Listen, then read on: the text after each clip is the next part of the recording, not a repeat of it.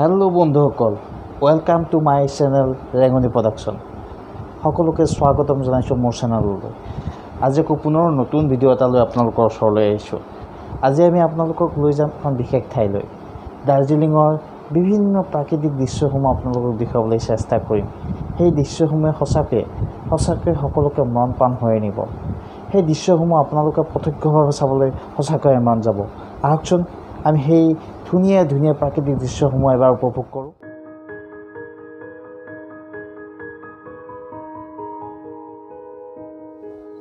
এয়া হ'ল যেতিয়া ট্ৰেইনেৰে দাৰ্জিলিঙলৈ যাত্ৰা কৰা হয় ইয়াৰ দৃশ্য। যেতিয়া ট্ৰেইনেৰে ক'ৰবালৈ যোৱা হয় তেতিয়া ট্ৰেইনৰ পৰা বাহিৰৰ দৃশ্যসমূহ সঁচাকৈ বৰ মধুৰ লাগে, দেখিবলৈ বৰ ধুনীয়া লাগে। আৰু সেই সেউজীয়া দৃশ্যসমূহ উপভোগ কৰি গৈ থকাৰ এটা সুকীয়া মাদকতা আছে।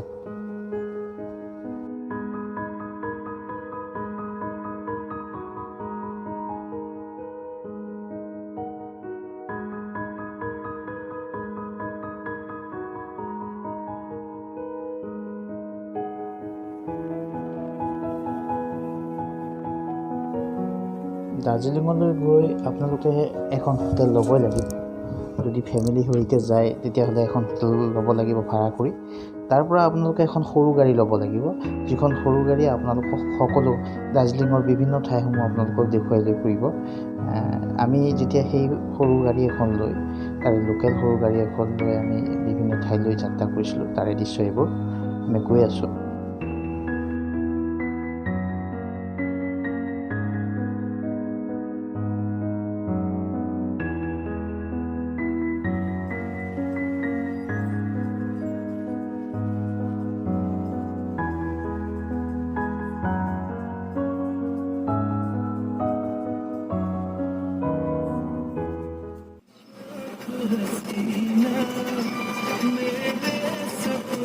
এটা কথা লক্ষ্য কৰিলোঁ, তাৰ সকলো গাড়ীতে পুৰণা হিন্দী গীতবোৰ কিন্তু তেওঁলোকে লগায়। আৰু সেই গীতবোৰ শুনি শুনি ক'ৰবালৈ যাত্ৰা কৰাৰ মাদকতাই বেলেগ, সঁচাকৈয়ে বৰ ধুনীয়া লাগে।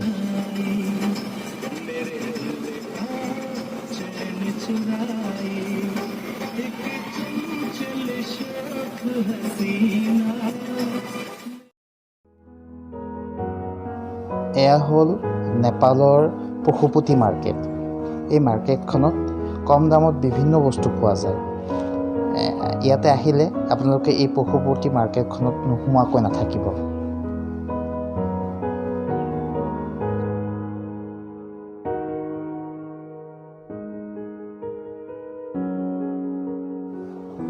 এয়া হ'ল tiger hill view point of sunrise. ইয়াৰ পৰা আমি সূৰ্যটো উঠা দেখা পাওঁ, কিন্তু আজি বৰষুণৰ বাবে সেই দৃশ্য দেখিবলৈ পোৱা নগ'ল। কিন্তু ইয়াৰ পৰা ধুনীয়াকৈ সূৰ্যটো উঠা দেখিবলৈ পোৱা যায়।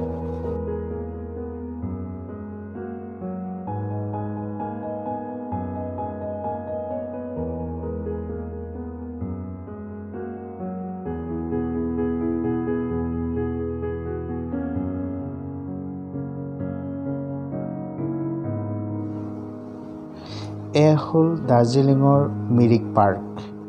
ইয়াৰ প্ৰাকৃতিক দৃশ্যই সঁচাকৈয়ে মন মোহিত কৰিব সকলোকে। আপোনালোকে আহিলে দাৰ্জিলিঙৰ এই মিৰিক পাৰ্কখনত নোসোমোৱাকৈ নাথাকিব।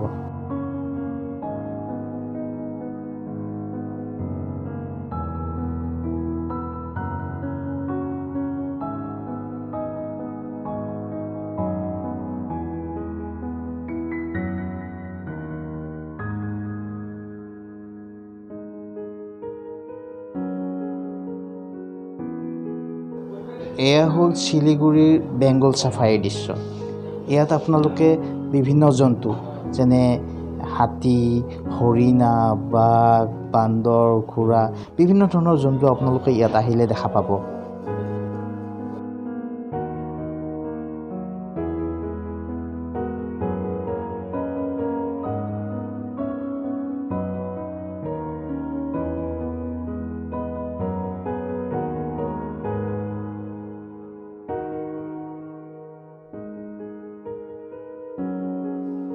এয়া হ'ল দাৰ্জিলিঙৰ ৰক গাৰ্ডেন। এই গাৰ্ডেনখনৰ বিভিন্ন প্ৰাকৃতিক দৃশ্যসমূহে সঁচাকৈ সকলোৰে মন প্ৰাণ হৰি নিব। ইয়াৰ ওচৰতে দূৰত আপোনালোকে দেখিবলৈ পাব সৌ ওপৰৰ পৰা তললৈ পানীৰ ঝৰ্ণা বৈ আছে। ইমান ধুনীয়া পৰিৱেশ।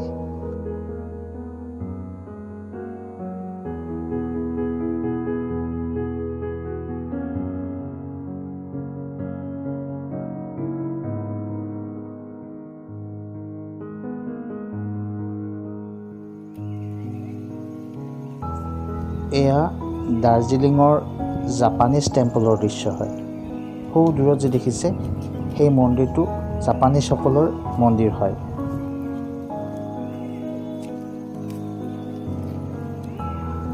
আজি গোটেই চাৰিওফালে অন্ধকাৰ যেন লগা হৈ আছে কুঁৱলীৰ বাবে। গতিকে আপোনালোকে যদি আহে ইয়াত, তেতিয়াহ'লে ইয়াত এই মন্দিৰটোলৈ নহাকৈ নাথাকিব।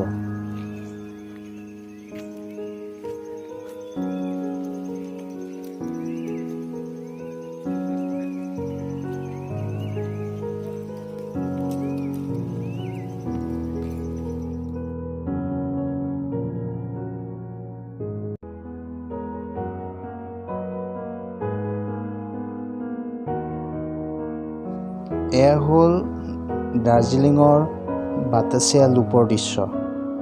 আজি মানে বহুত ঠাণ্ডা, বহুত কুঁৱলী পৰি আছে।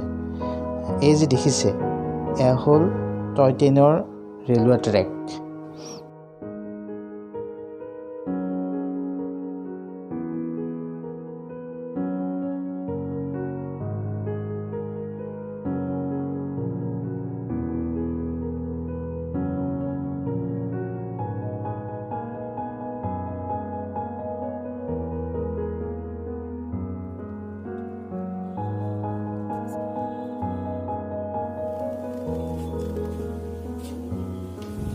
এয়া যে দেখিছে এয়া হ'ল দাৰ্জিলিঙৰ বুদ্ধদেৱ টেম্পলৰ দৃশ্য। এয়া বুদ্ধদেৱ টেম্পল। বৰ সুন্দৰকৈ সজাই পৰাই ৰাখিছে এই মন্দিৰটো।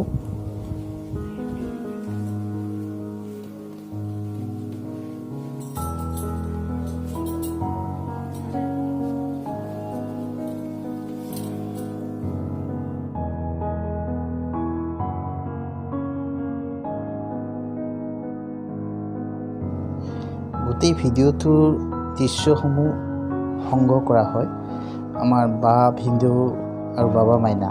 তেওঁলোকক ধন্যবাদ জনাবই লাগিব। তেওঁলোকে যদি এই ভিডিঅ'খিনি মোক সংগ্ৰহ কৰি নিদিলেহেঁতেন, আজি আপোনালোকলৈ এই ভিডিঅ'টো দিব নোৱাৰিলোহেঁতেন। তেওঁলোকলৈ মোৰ ফালৰ পৰা থাকিল ধন্যবাদ, অশেষ ধন্যবাদ।